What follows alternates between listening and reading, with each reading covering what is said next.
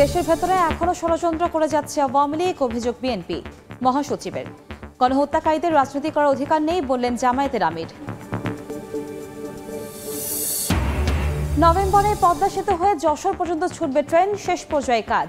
নদী শাসনের জন্য 900 কোটিতে কেনা জমির বেশিরভাগই বিলীন, ব্যাপক দুর্নীতির অভিযোগ। চা দোকানের কর্মচারী থেকে আওয়ামী লীগ নেতা নিজস্ব বাহিনী দিয়ে পরিবহনে চাঁদাবাজির অভিযোগ মানিকগঞ্জের জাহিদের বিরুদ্ধে। সরকার পতনের পর চলে যান আত্মগোপনে। শুধু বিনিয়োগ ও উন্নয়ন নয়, স্বচ্ছতার লক্ষ্যে চট্টগ্রাম বন্দর সংস্কারের দাবি ব্যবসায়ী ও ব্যবহারকারীদের।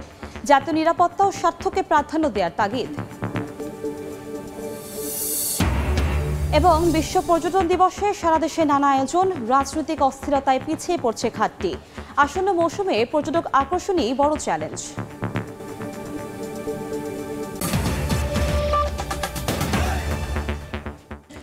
বাংলা সময়ের সঙ্গে আছি আমি।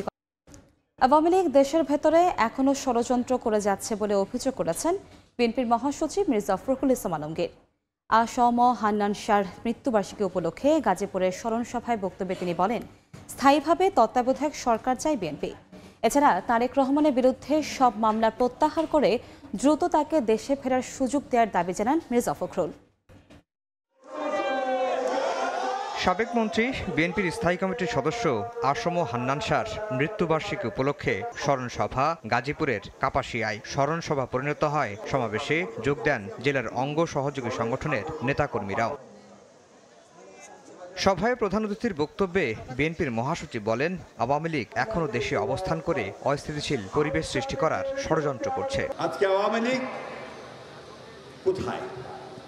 আওয়ামী লীগ পলাইছে, কিন্তু লোকগুলো এখনো ভিতরে আছে এবং তারা বিভিন্ন রকম ষড়যন্ত্র করছে। তারা বিভিন্নভাবে দেশে অস্থিতিশীল অবস্থা সৃষ্টি করতে চাচ্ছে। আপনাদের ইন্ডাস্ট্রিয়াল এরিয়া গাজীপুর, এখানে তারা গার্মেন্টস ফ্যাক্টরিগুলোতে অশান্তি সৃষ্টি করতে চেষ্টা করেছে না? মির্জা ফখরুল বলেন, স্থায়ীভাবে তত্ত্বাবধায়ক সরকার চায় বিএনপি। সংস্কার শেষে যত দ্রুত নির্বাচন দেওয়া হবে ততই দেশের জন্য মঙ্গল বলেও মনে করেন তিনি। আমরা বারবার বলেছি একটা যৌক্তিক সময় আমরা অবশ্যই দেব। যৌক্তিক সময় মানে এই না যে তারা অনেক বেশি সময় নিয়ে আমাদেরকে পূর্বের অভিজ্ঞতার মতো অন্য কিছুর মধ্যে চলিয়ে দেবেন, সেটা পারা যাবে না। যত দ্রুত নির্বাচন করা যাবে ততই দেশের জন্য মঙ্গল হবে। যত দ্রুত নির্বাচিত সরকারকে আনা যাবে ততই দেশের জন্য কল্যাণকর হবে। বিএনপির ভারপ্রাপ্ত চেয়ারম্যান তারেক রহমানের বিরুদ্ধে সব মামলা প্রত্যাহার করে দ্রুত তাকে দেশে ফেরার সুযোগ দেওয়ার দাবিও জানান বিএনপির মহাসচিব মির্জা ফখরুল ইসলাম আলমগীর। আফজাল হোসেন, সময় সংবাদ। শেখ হাসিনার অনুসারীরা এখনো দেশের মধ্যে লুকিয়ে থেকে ষড়যন্ত্র করছে বলে মন্তব্য করেছেন বিএনপির চেয়ারপারসন উপদেষ্টা জয়নুল আবদিন ফারুক। শেখ হাসিনাকে দেশে ফিরিয়ে এনে বিচারের দাবি জানান তিনি। সকালে নোয়াখালীর সেনবাগে বন্যায় ক্ষতিগ্রস্তদের অর্থ সহযোগিতা অনুষ্ঠানে এ কথা বলেন জয়নুল আবদিন ফারুক। দেশ আজকে শেখ হাসিনা লুট করে নিয়ে গেছে। তার চেলা চামুন্ডারা এখনো কিছু কিছু এলাকায় কচ্ছপের মতো বসে আছে। এরা এখনো ষড়যন্ত্র করছে দেশের বিরুদ্ধে। আজকে তাই আমি বলতে চাই, শেখ হাসিনাকে দেশে এনে আইনের আওতায় বিচার করা উচিত। গণবিপ্লবের চেতনা ধারণ করে প্রকৃত গণতান্ত্রিক বাংলাদেশ গঠন করার আহ্বান জানিয়েছেন বিএনপির স্থায়ী কমিটির সদস্য সালাউদ্দিন আহমেদ। দুপুরে কক্সবাজারের পেকুয়ায় গণবিপ্লবের শহীদ ওয়াসিম আকরামের পরিবারের সদস্যদের খোঁজ খবর নেন তিনি। পরে সালাউদ্দিন আহমেদ বলেন, জাতির মুক্তির সংগ্রামে যারা শহীদ হয়েছেন, নতুন বাংলাদেশ তাদের শ্রদ্ধা ভরে স্মরণ করবে। দেশের গণতন্ত্র সুসংহত করতে সবাইকে ঐক্যবদ্ধভাবে কাজ করার আহ্বান জানান তিনি। বৈষম্য বিরোধী ছাত্র আন্দোলন চলাকালীন গত 16 জুলাই সামাজিক যোগাযোগ মাধ্যমে স্ট্যাটাস দিয়ে সবাইকে আন্দোলনে অংশগ্রহণের আহ্বান জানিয়েছিলেন ওয়াসিম আকরাম। চট্টগ্রামের 16 শহরে গুলিতে প্রাণ হারেন ওয়াসিম।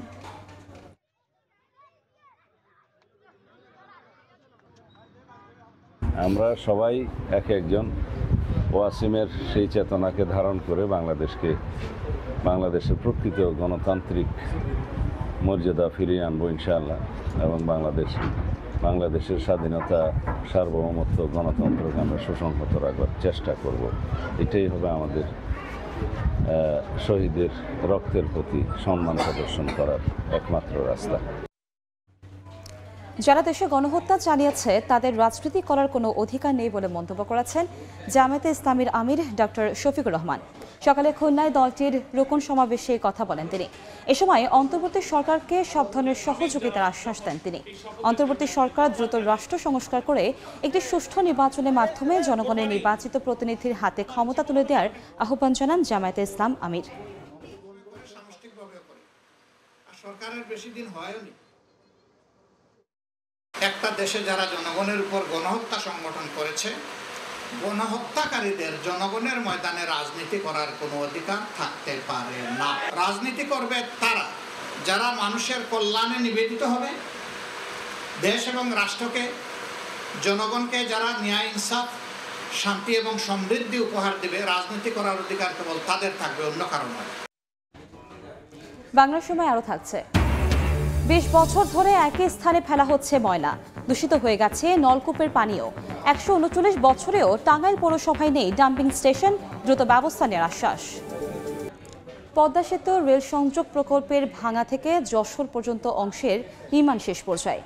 প্রকল্প পরিচালক জানিয়েছেন আগামী নভেম্বর থেকে এই অংশেও ট্রেন চালানো সম্ভব হবে। আর প্রকল্পে প্রায় ১৬২১ কোটি টাকার সাশ্রয়ের আশা তার। নাসরুদ্দিন উজ্জ্বলের রিপোর্ট আর ছবি তুলেছেন আবু সাইদ। দ্রুত গতিতে এগিয়ে চলছে ভাঙা থেকে যশোর পর্যন্ত অংশের রেলপথের কাজ। পদ্মা সেতু রেল লিঙ্ক প্রকল্পের বাকি থাকা এই কাজ শেষ হতে যাচ্ছে আগামী মাসেই। এরই মধ্যে টেস্ট অ্যান্ড কমিশনিং করে রেল লাইন প্রস্তুত করা হয়েছে। এই অংশের অগ্রগতি এখন ৯৭.৬০%, আর ভাঙা জংশনের অগ্রগতি ৯৬%। আধুনিক এই জংশনের সঙ্গে যুক্ত হয়েছে যশোরের লাইন। প্রকল্পটির ঢাকা মাওয়া অংশের অগ্রগতি ৯৭.৭৫% এবং মাওয়া থেকে ভাঙা অংশের অগ্রগতি ৯৯.৬৪%, আর সার্বিক অগ্রগতি ৯৮.১৬%। নতুন পথে রেল লাইন চালুর খবরে খুশি মানুষ। ঘোরা বেচা করে আসতেই তো আমাদের এই দর্শনা চুয়াডাঙ্গা ওই লাইনে আসতেই তো সব দিকে সুবিধা আছে, শর্টকাট রাস্তা হয়ে গেলে। এখান থেকে রাজশাহী যেতে খুব সুবিধা হয়েছে। ট্রেনের সংখ্যা খুবই কম হওয়াতে আমাদের যাতায়াতে অনেক সময় অনেক ভোগান্তি পোহাতে হয়। প্রকল্প পরিচালক জানান ভাঙা থেকে যশোর নতুন রুটে বাণিজ্যিক ট্রেন চালু হচ্ছে নভেম্বরে। ৩৯,২৪৬ কোটি ৮০ লাখ টাকার এই প্রকল্পের প্রায় ১৬২১ কোটি টাকা সাশ্রয়ের আশা তার। ভাঙা থেকে যশোর অংশের কাজ আগামী অক্টোবরের মধ্যে সম্পন্ন করা হবে। সিগন্যালিং কাজ সহ চূড়ান্ত হিসাবে আমাদের ধারণা অনুযায়ী সব মিলিয়ে প্রায় ১,৬০০ কোটি টাকার মতো সাশ্রয় হবে। বাংলাদেশ সেনাবাহিনীর তদারকিতে চীনা ঠিকাদারি প্রতিষ্ঠান CREC সিঙ্গেল লাইনের ১৬৬ কিলোমিটারে রেলপথ নির্মাণ করে। নতুন পথ চালু হলে এই রেলই সরাসরি যেতে পারবে যশোর পর্যন্ত। এতে যশোর থেকে রাজধানী ঢাকার রেলপথের দূরত্ব কমবে প্রায় ১৯৩ কিলোমিটার। মুন্সিগঞ্জের মাওয়া রেলওয়ে স্টেশন থেকে নাসিরউদ্দিন উজ্জ্বল, সময় সংবাদ। পদ্মা সেতু সংলগ্ন নদী শাসনের জন্য ৯০০ কোটি টাকায় কেনা জমির বেশিরভাগই নদীতে বেরেন। এছাড়া সরকারি খাস জমিকে ব্যক্তি মালিকানা দেখিয়ে হাতিয়ে নেওয়া হয় কোটি কোটি টাকা। অভিযোগ উঠেছে স্থানীয় সাবেক এমপি নুরে আলম লিটন চৌধুরীর পরিকল্পনায় অসাধু কর্মকর্তাদের যোগসাজশে এই দুর্নীতি বাস্তবায়ন করে দালাল চক্র। এ নিয়ে অধিকতর তদন্ত করছে দুদক। সাথে তাকানোর ছবিতে সঞ্জয় কর্মকার অভিজিত রিপোর্ট। চারদিকে শুধু পানি আর পানি, কোথাও আবার জেগে উঠেছে চর। খাস খতিয়ান ভুক্ত এ পানির জমিকেই অধিগ্রহণ দেখিয়ে কোটি কোটি টাকা হাতিয়ে নিয়েছে একটি চক্র। মাদারীপুরের শিবচরের কাঁঠালবাড়ি, মাতবরের চর সহ ৮টি মৌজার ২২৬.২৭ একর জায়গা পদ্মা সেতু সংলগ্ন নদী শাসনের জন্য ভূমি অধিগ্রহণ করে সরকার। এর মধ্যে কাঁঠালবাড়ি মৌজার ৩২ একর জমি নাল, বাকি জমি পদ্মা নদী ও আড়িয়ালখা নদের অংশ। অভিযোগ উঠেছে এই জমিকে ব্যক্তি মালিকানা দেখিয়ে সরকারের কাছ থেকে হাতিয়ে নেওয়া হয় কোটি কোটি টাকা। দেখা যেতেছে এই পর্যন্ত জায়গা নিছে, কিন্তু এই জায়গায় অনেক মানুষ এখনো বিল পায় নাই। কিছু কইতে যায় তো মনে করেন যে ক্ষমতা হেরা হয় আজ ঢুকে নল ধরে নিয়ে মারধর করব। স্থানীয়দের অভিযোগ, মাদারীপুর 1 আসনের সাবেক সংসদ সদস্য, সাবেক চিফ হুইপ নুরে আলম লিটন চৌধুরীর পরিকল্পনায় এসব বাস্তবায়ন করে দালাল চক্র। আলোচনার কারণে আমাকে বহুত ক্ষয়ক্ষতি হইতেছে। এ ঘটনায় প্রথম দফা তদন্ত করে জনপ্রশাসন মন্ত্রণালয়। বর্তমানে অধিকতর তদন্ত করছে দুদক। যদি কোনো কর্মকর্তা কর্মচারীরা এর সাথে জড়িত থাকে বা জনপ্রতিনিধি, সেক্ষেত্রে তাদের বিরুদ্ধেও আইনগত ব্যবস্থা নেয়ার এখতিয়ার জেলা প্রশাসক মহোদয়ের রয়েছে। প্রথম দফা তদন্তের পর তৎকালীন ভূমি অধিগ্রহণ কর্মকর্তা প্রমোদ রঞ্জন ঘটককে সিনিয়র সহকারী সচিব থেকে পদাবনিত দিয়ে সহকারী সচিব করে জনপ্রশাসন মন্ত্রণালয়। পাশাপাশি চাকরিচ্যুত করা হয় এলেশাকার সাবেক সার্ভেয়ার রাসেল আহমেদ, মোস্তাফিজুর রহমান, মাইনুল হাসান ও কাঁঠালবাড়ি ইউনিয়নের সাবেক তহসিলদার মাহমুদ ব্যাপারীকে। এরপর ক্ষতিপূরণের 460 কোটি টাকা আটকে দেন সাবেক জেলা প্রশাসক ডক্টর রহিমা খাতুন। এসব জমি অধিগ্রহণকে ঘিরে জনপ্রতিনিধিদের সাথে হাত মিলিয়ে গড়ে ওঠে এক শ্রেণীর দালাল। এসব দালাল ও জনপ্রতিনিধিদের দৃষ্টান্তমূলক শাস্তির দাবি জানিয়েছেন স্থানীয়রা। সঞ্জয় কর্মকার, অভিজিৎ, সময় সংবাদ, মাদারীপুর। চায়ের দোকানের কর্মচারী থেকে আওয়ামী লীগের মানিকগঞ্জ পৌর শাখার সাধারণ সম্পাদক। এরপর তার নিয়ন্ত্রণে চলে জেলার পরিবহন খাতের চাঁদাবাজি। প্রতি মাসে নিজস্ব বাহিনী দিয়ে জেলার এ খাত থেকে 2 কোটি টাকার চাঁদা আদায় করতেন অভিযুক্ত জাহিদুল ইসলাম জাহিদ। আওয়ামী লীগ সরকারের পতনের পর চাঁদাবাজি বন্ধ হওয়ায় স্বস্তিতে পরিবহন সংশ্লিষ্টরা। মোহাম্মদ ইউসুফ আলীর পাঠানো তথ্য ও রমজান আলীর ছবি নিয়ে রিপোর্ট। আওয়ামী লীগ সরকার আমলে মানিকগঞ্জের পরিবহন খাত থেকে মাসে আদায় হতো 2 কোটি টাকারও বেশি চাঁদা। পাটুরিয়া ঘাট এলাকা, জেলা বাস স্ট্যান্ড সহ বাদজানি উপজেলা বাস স্ট্যান্ড সহ ছোট বড় যানবাহন থেকে চাঁদা তোলা। এলাকাবাসীর অভিযোগ, পৌর আওয়ামী লীগের সাধারণ সম্পাদক জাহিদুল ইসলাম জাহিদের বাহিনী পরিবহন খাত থেকে সংগ্রহ করত এই অর্থ। 1996 সালে জেলা বাস স্ট্যান্ডের একটি চায়ের দোকানের কর্মচারী ছিলেন জাহিদ। পরে রাজনীতিতে যোগ দিয়ে পৌর আওয়ামী লীগের সাধারণ সম্পাদক পদ পান। 2017 সালে নিয়ন্ত্রণ নেন জেলার পুরো পরিবহন খাত। তবে গত 5 আগস্ট আওয়ামী লীগ সরকারের পতনের পর আত্মগোপনে চলে যান জাহিদ। এরপর থেকে চাঁদাবাজি বন্ধ হওয়ায় স্বস্তিতে সংশ্লিষ্টরা। পাটুরিয়া থেকে ঢাকা পর্যন্ত 2400 টাকা চাঁদা নিত। তখন এই আমলিকের লোকজন এটা দেখাশোনা করত। আগে চাঁদা তো আপডাউন 3000, অনেক টাকা দেয় না। 3000 টাকা বাঁচায়, 3000 টাকা বাঁচলে মালিকও বাঁচতেছে, আমরা বাঁচতেছি। এখন ওই চাঁদাটা নাই, মোটামুটি দেশ সুন্দর আছে, স্বাভাবিক আছে। পরিবহন মালিক চালকদের অভিযোগ, 1.5 মাস যেতে না যেতেই আরেকটি চক্র পরিবহন খাতে চাঁদাবাজির জন্য পায়তারা করছেন। স্থায়ীভাবে চাঁদাবাজি বন্ধে প্রশাসনের হস্তক্ষেপ চান তারা। চাঁদা যাতে কোনোভাবে না দেওয়া হয়, এটা উপরের থেকে সবাই দেখাশোনা করুক। মানিকগঞ্জ আমরা শান্তিভাবে এখন যেভাবে চলতেছি এইভাবে সারা জীবন চলতে চাই। পরিবহন মালিক ও শ্রমিকদের তথ্য মতে পাটুরিয়া ঘাট, মানিকগঞ্জ বাস স্ট্যান্ড, আরিচা, বরঙ্গাইল, সাটুরিয়া সহ 7 উপজেলার বড় ও মাঝারি পরিবহন থেকে 15 বছরে চাঁদা আদায় হয়েছে প্রায় 400 কোটি টাকা। সময় সংবাদ, মানিকগঞ্জ। স্বচ্ছতা ও জবাবদিহিতার জন্য চট্টগ্রাম বন্দরকে সংস্কারের আওতায় আনার দাবি জানিয়েছেন ব্যবসায়ী ও ব্যবহারকারীরা। এক্ষেত্রে জাতীয় নিরাপত্তা ও স্বার্থকে প্রাধান্য দিয়ে বন্দরে বিনিয়োগ এবং উন্নয়নের তাগিদ বিশিষ্টজনদের। বিস্তারিত জানাচ্ছেন ফেরদৌস লিপি। দেশের 90% আমদানি রফতানি হওয়া চট্টগ্রাম বন্দর অর্থনীতির প্রাণপ্রবাহ। সময়ের সঙ্গে সঙ্গে প্রধান এই সমুদ্র বন্দরে নানা সক্ষমতা, দক্ষতা ও বিনিয়োগ বেড়েছে। কিন্তু বিগত আওয়ামী লীগ সরকারের আমলে স্বচ্ছতা ও জবাবদিহিতার অভাবে দেশের প্রধান এই সমুদ্র বন্দরের কাঙ্ক্ষিত গতিশীলতা না পাওয়ার অভিযোগ ছিল দীর্ঘদিন ধরে। চট্টগ্রাম বন্দরের বাস্তবতা ও সংস্কার বিষয় নিয়ে শুক্রবার নগরীর সার্কিট হাউসে অনুষ্ঠিত হয় এক গোলটেবিল বৈঠক। সেখানে ব্যবসায়ী ও বন্দর সংশ্লিষ্টদের অভিযোগ, উন্নয়নের নামে গত 15 বছর অনিয়ম, দুর্নীতি হয়েছে, হয়রানির শিকার হতে হয়েছে প্রতিনিয়ত। তাই দেশের প্রধান বন্দরকে সংস্কারের আওতায় আনার দাবি তাদের। দুর্নীতি, লুটপাট, অন্যায়, অবিচার, হয়রানি, নিপীড়ন, নির্যাতনের একটি বিশাল অঞ্চল হচ্ছে চট্টগ্রাম বন্দর। চট্টগ্রাম বন্দরকে সংস্কারের আওতায় আনতে হবে। আমদানি এবং রপ্তানির যে অবস্থান, সেটিকে চট্টগ্রাম বন্দরকে আরো নতুন করে ঢেলে সাজাবার একটা সময় এসে শুধুমাত্র প্রশাসনিক ও ব্যবস্থাপনা সংকট কাটানোর দাবির মধ্যে সীমাবদ্ধ না থেকে জাতীয় নিরাপত্তা ও স্বার্থকে প্রাধান্য দিয়ে চট্টগ্রাম বন্দরে বিনিয়োগ ও উন্নয়নের তাগিদ বিশিষ্টজনদের। বোর্ডের পুনর্গঠন করে বোর্ডকে অনেক জবাবদিহিতামূলক বোর্ডকে করা যায়। চট্টগ্রাম বন্দর একটা মিলিটারি ইস্যু, এটা খুব গুরুত্বপূর্ণ ভূরাজনৈতিকভাবে। ফলে এটাকে শুধুমাত্র ব্যবসায়িক দিক থেকে দেখলে কিন্তু চলবে না। এই সরকারের মধ্যে অনেককে পেয়ে যাব আমরা, যাতে অনেক কিছু আমরা করে নিতে পারবো। নতুন বাংলাদেশ গঠনে চট্টগ্রাম বন্দরের সর্বোচ্চ সক্ষমতাকে কাজে লাগানোর আহ্বান বন্দর সংশ্লিষ্টদের। ফেরদৌস লিপি, সময় সংবাদ, চট্টগ্রাম। ধরে এক স্থানে ময়লা ফেলায় দূষিত হয়ে গেছে নলকূপের পানীয়। এই অবস্থা চলতে থাকলে চর্মরোগের পাশাপাশি কিডনি ও ফুসফুস নষ্ট হয়ে যেতে পারে বলে আশঙ্কা বিশেষজ্ঞদের। ১৩৯ বছরেও টাঙ্গাইল পৌরসভা কর্তৃপক্ষ আবর্জনা ফেলার নির্ধারিত স্থান তৈরি করতে না পারায় ক্ষোভের শেষ নেই নাগরিকদের। ঊর্ধ্বতন কর্তৃপক্ষের সঙ্গে আলোচনা করে দ্রুত সমাধানের আশ্বাস ভারপ্রাপ্ত মেয়রের। কাদির তালুকদারের তথ্য, রাশিদ খানের ছবি নিয়ে রিপোর্ট।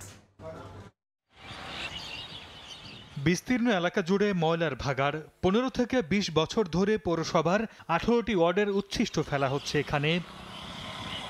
১৮৮৫ সালে টাঙ্গাইল পৌরসভা প্রতিষ্ঠিত হয়। প্রথম শ্রেণীর এই পৌরসভায় দীর্ঘ ১৩৯ বছরেও আবর্জনা ফেলার নির্ধারিত স্থান তৈরি করতে পারেনি কর্তৃপক্ষ। বছর ১০ আগে শহরতলির গালা গ্রামে ডাম্পিং স্টেশন করার পরিকল্পনা নেওয়া হয়। এজন্য জমি অধিগ্রহণের উদ্যোগ নিলেও স্থানীয়দের আন্দোলনের মুখে তার অগ্রসর হয়নি। পৌরসভার বিভিন্ন এলাকা থেকে সংগ্রহ করা ৩০ থেকে ৩৫ টন ময়লা প্রতিদিন ফেলা হচ্ছে টাঙ্গাইল-আরিচা আঞ্চলিক মহাসড়কের পাশে বেবি স্ট্যান্ড ও রাবনা বাইপাস এলাকায়। ময়লা আবর্জনার পচা দুর্গন্ধে আশপাশের কয়েক এলাকার মানুষ দীর্ঘদিন ধরে চরম দুর্ভোগে। এক যুগের বেশি সময় ধরে এক স্থানে ময়লা জমে থাকায় মাটির নিচ পর্যন্ত দূষিত হয়ে গেছে। এমনকি এলাকার নলকূপগুলোর পানিও পানের অযোগ্য হয়ে পড়েছে। গোছল বা গৃহস্থালী কাজের ব্যবহার করেও নানা চর্মরোগে আক্রান্ত হচ্ছে মানুষ। ময়লার কারণে এই এলাকার যত টিউবওয়েল আছে সব বাতিল হয়ে গেছে, অকাজের হয়ে গেছে। পানিটা মন টানটা নাকে খাইলে মনে করেন যে পেটের অসুখ হয়। এটা দূরে কোথাও নিয়ে যদি রাখে তাহলে এখানকার মানুষ খুব উপকৃত হতো। বিশেষজ্ঞ চিকিৎসকরা বলছেন, এই অবস্থা আরো চলতে থাকলে চর্মরোগের পাশাপাশি কার্যক্ষমতা হারাতে পারে কিডনি ও ফুসফুস। একটা ভালো বিকল্প ব্যবস্থা করতে হবে যার মাধ্যমে বাতাস বিশুদ্ধ রাখা যেতে পারে এবং মানুষের স্বাস্থ্য সুরক্ষা হবে, সেটা নিশ্চিত করতে হবে। এদিকে মানুষের দুর্ভোগের কথা স্বীকার করে পৌর কর্তৃপক্ষ বলছে দ্রুতই নিরসন হবে এ সমস্যা। এটা দীর্ঘদিনের ভোগান্তি, এটা আমরা বুঝি, পরিবেশও খারাপ হয়। এটা আমরা চাচ্ছি যে অতি শীঘ্রই কিভাবে কি করা যায়। ময়লার ভাগাড়ের কারণে দুই গ্রামের প্রায় ১০,০০০ মানুষ প্রত্যক্ষভাবে ভোগান্তির শিকার হচ্ছেন। সময় সংবাদ, টাঙ্গাইল। দেখছেন বাংলা সময়। নানা আয়োজনে দেশে বিভিন্ন স্থানে পালিত হয় বিশ্ব পর্যটন দিবস। স্থবিরতা কাটিয়ে দেশের পর্যটন খাত আবারও ঘুরে দাঁড়ানোর আশা সংশ্লিষ্টদের। ঢাক, ঢোল আর বাদ্যের তালে হাজারো মানুষের এগিয়ে চলা। পর্যটন শান্তির সোপান, এই স্লোগান সামনে রেখে এগিয়ে যাচ্ছে বর্ণাঢ্য র্যালি। বিশ্ব পর্যটন দিবস উপলক্ষে শুক্রবার সকালে সৈকত শহর কক্সবাজারের সুগন্ধা পয়েন্ট থেকে বের করা হয় বর্ণাঢ্য র্যালি। কয়েকটি সড়ক প্রদক্ষিণ করে র্যালিটি লাবণী পয়েন্টে এসে শেষ হয়। এতে হোটেল, মোটেল ও পর্যটন সংশ্লিষ্ট নানা প্রতিষ্ঠানের কর্মী, ট্যুরিস্ট পুলিশ ও জেলা প্রশাসনের কর্মকর্তা কর্মচারী সহ অন্তত ১৫০০ মানুষ অংশ নেন। পরে সৈকতের লাবণী পয়েন্টে সংক্ষিপ্ত আলোচনা সভার আয়োজন করা হয়। কক্সবাজারের পর্যটন শিল্পকে এগিয়ে নিতে নানামুখী উদ্যোগের কথা জানায় জেলা প্রশাসন। এটি আসলে একটি দিবসের মধ্যে থাকবে এটা আমি মনে করি না। এটা আসলে ৩৬৫ দিনই পালন করা উচিত। সমস্ত কমিউনিটিকে সাথে নিয়ে কিন্তু পর্যটনটাকে বিকাশ ঘটাতে হবে। এখানে শুধু ব্যবসায়ী কিংবা সরকার পারবে না। বিশ্বের নানা দেশে ভালো বীজগুলোর যে বেস্ট প্র্যাকটিসেস সেগুলো আমরা ফলো করার চেষ্টা করছি। পুলিশ সহ আইন শৃঙ্খলা বাহিনীর সকলকে সাথে নিয়ে আমরা এই কাজটি করব। এদিকে সিলেট জেলা প্রশাসকের কার্যালয় থেকে একটি র্যালি বের হয়ে নগরীর বন্দরবাজার সড়ক প্রদক্ষিণ করে পুনরায় জেলা প্রশাসকের কার্যালয়ে এসে শেষ হয়। এদিকে দিবসটি উপলক্ষে সিলেট ওসমানী আন্তর্জাতিক বিমানবন্দরে ঢাকা থেকে আসা ৭৪ যাত্রীকে ফুল দিয়ে শুভেচ্ছা জানিয়েছে বিমানবন্দর কর্তৃপক্ষ। ওসমানী বিমানবন্দরের পরিচালক জানান, পর্যটক আকৃষ্ট করতে আগামীতে আরও পরিকল্পনা গ্রহণ করা হবে। পর্যটনের একটা বড় জায়গা হচ্ছে বাংলাদেশের মধ্যে সিলেট। এখানে যে সাম্প্রতিক স্থবিরতা আছে সেটা অচিরেই কাটিয়ে উঠবে। আমাদের প্রশাসনের পক্ষ থেকে সকল প্রস্তুতি নেওয়া আছে।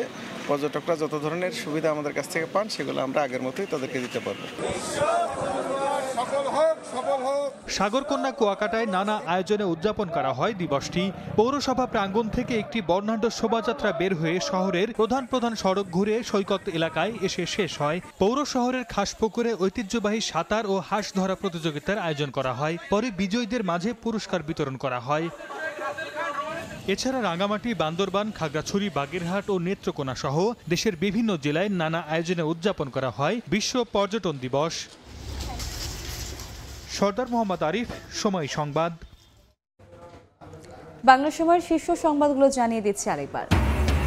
দেশের ভেতরে এখনো ষড়যন্ত্র করে যাচ্ছে আওয়ামী লীগ, অভিযোগ বিএনপির মহাসচিবের। গণহত্যাকারীদের রাজনীতি করার অধিকার নেই বললেন জামায়াতের আমির। নভেম্বরে পদ্মা সেতু হয়ে যশোর পর্যন্ত ছুটবে ট্রেন, শেষ পর্যায়ে কাজ। নদী শাসনের জন্য 900 কোটিতে কেনা জমির বেশিরভাগই বিলীন, ব্যাপক দুর্নীতির অভিযোগ। এবং চা দোকানের কর্মচারী থেকে আওয়ামী লীগ নেতা, নিজস্ব বাহিনী দিয়ে পরিবহনে চাঁদাবাজির অভিযোগ মানিকগঞ্জের জাহিদের বিরুদ্ধে। সরকার পতনের পর চলে যান আত্মগোপনে।